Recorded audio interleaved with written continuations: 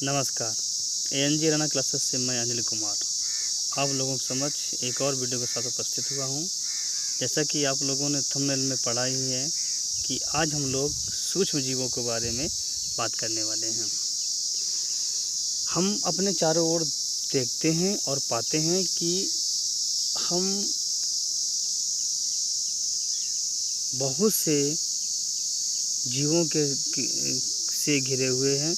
हमारे चारों ओर बहुत से जीव हैं जो आकार में, रंग रूप में,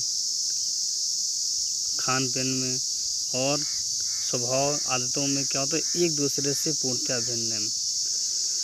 इन जीवों में किसी का आकार बहुत बड़ा होता है तो कोई आकार में छोटे होते हैं, कोई बहुत छोटे होते हैं। ऐसे बहुत से जीव हैं जो आकार में इतने छोटे हैं जो हमारी कल्पना से परे हैं। इतने छोटे हैं कि जिनको हम अपनी आँखों से नहीं देख पाते हैं। ऐसे जीवों का एक बहुत बड़ा संसार है जो हमारे चारों तरफ पाया जाता है। ऐसे जीव प्रकृति में हर जगह पाए जाते हैं जिनको हम अपने नग्न आँखों से नहीं देख पाते हैं। उनको देखने के लिए सूक्ष्मदर्शी की आवश्यकता होती है। ऐसे जीवों को सूक्ष्मदर्शी जीव कहते हैं। सामान्यतः हमने देखा है कि ऐसे जीव अधिकतर रोग उत्पन्न करने वाले होते हैं, लेकिन ऐसा बिल्कुल नहीं कह सकते कि सभी सूक्ष्म जीव सिर्फ रोग ही उत्पन्न करते हैं। ये सूक्ष्म जीव हम मानव के लिए एक वरदान की तरह हैं। बहुत से ऐसे सूक्ष्म जीव हैं जो मनुष्य के लिए आवश्यक पदार्थों को उत्पन्न करते हैं। जैसे आपका डेयरी उद्योग में मक्खन है, पनीर है, दही है, ठीक है, इन सूक्ष्म जीवों के द्वारा ही प्राप्त होता है।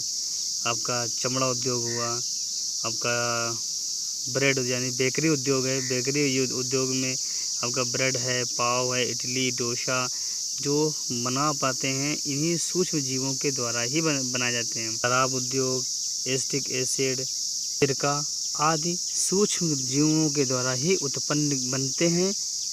इसके अतिरिक्त सूक्ष्म जीव एक अच्छे सफाई कर्मी हैं जो हमारे प्रकृति में पड़ी गंदगी को बिना शुल्क के ही उसकी सफाई करते हैं और हमें एक स्वच्छ वातावरण उत्पन्न करते हैं।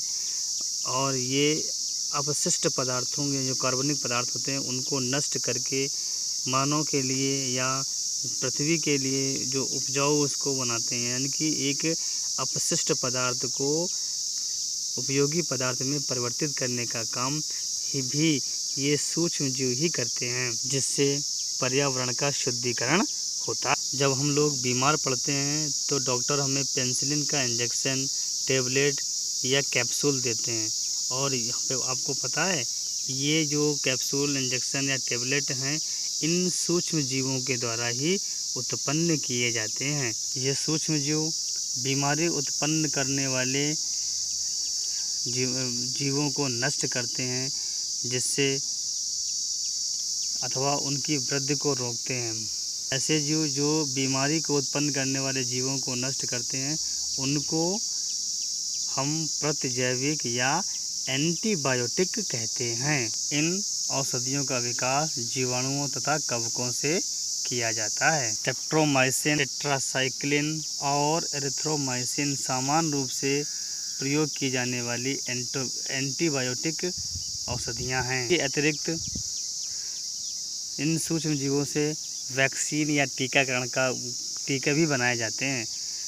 जब रोग कारक जीवाणु किसी भी माध्यम से हमारे शरीर में प्रवेश कर जाते हैं तो हमारा शरीर इनसे लड़ने के लिए एक प्रतिरक्षा प्रणाली उत्पन्न करता है तथा हमारे शरीर को यह भी याद रहता है कि अगर यही सूक्ष्म जीव दोबारा शरीर में प्रवेश करें तो उनसे किस प्रकार लड़ा जाए, ये भी हमारा शरीर याद रखता है।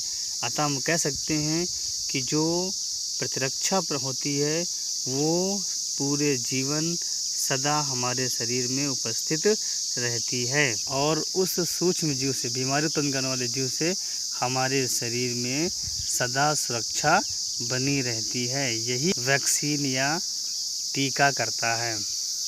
जैसे हैजा, क्षय, चेचक तथा हेपेटाइटिस आदि बीमारियों के टीके बनाए गए हैं।